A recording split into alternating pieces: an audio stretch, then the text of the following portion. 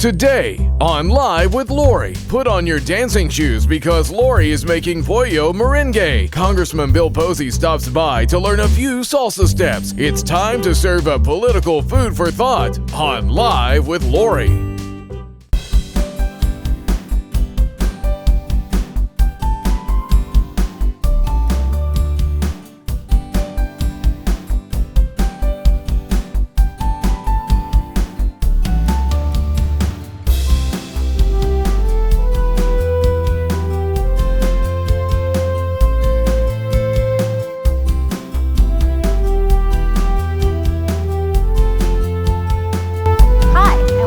Live with Lori.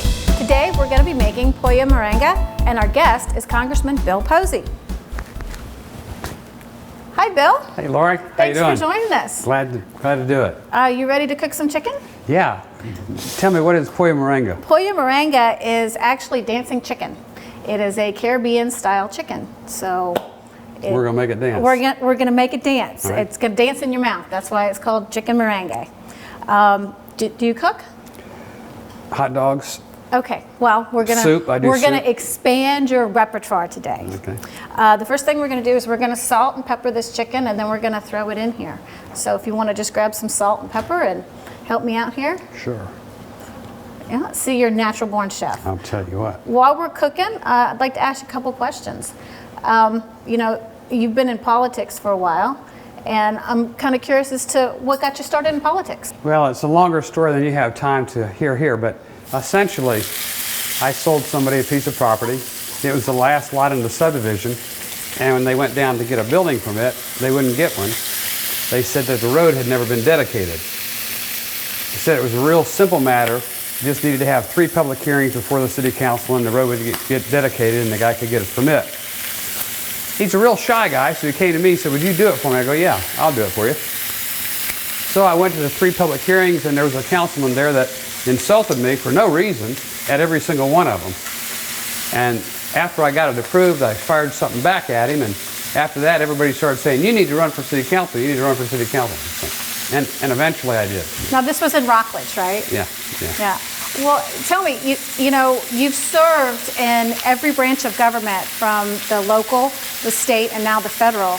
How are those different? I mean, other than the obvious, I mean, how do they affect your life? Because there's got to be a huge personal role. Well, you served on city council, and you know it takes more time than anybody thinks it does. That's true. It really does.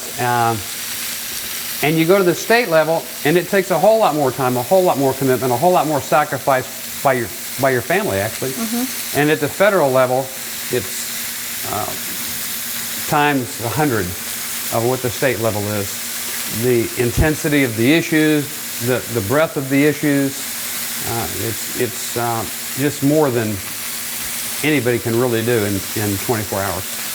What, you know, with all three forms of government, what has been your favorite so far? Where do you think that you've been able to make the most impact? Been able to make a pretty good impact at all of them. Have a pretty long list of accomplishments at each level.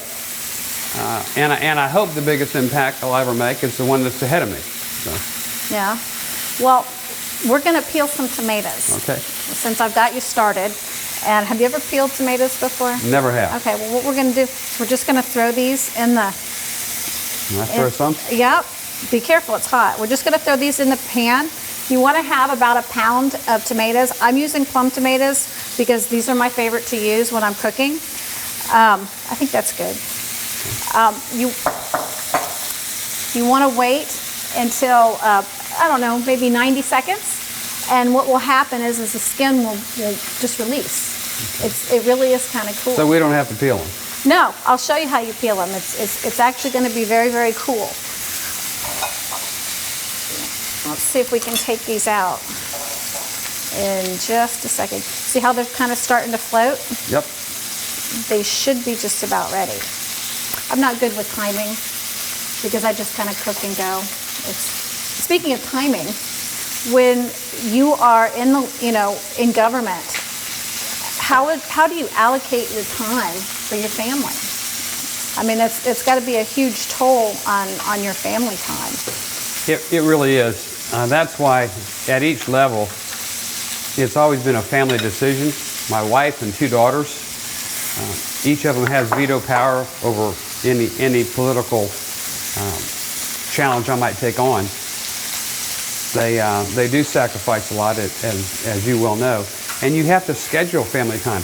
You can't wait for the opportunity to present itself to spend time with your kids and your grandkids. Right. Now, when I go to Washington, Katie goes with me. If I'm in Washington, Katie's in Washington.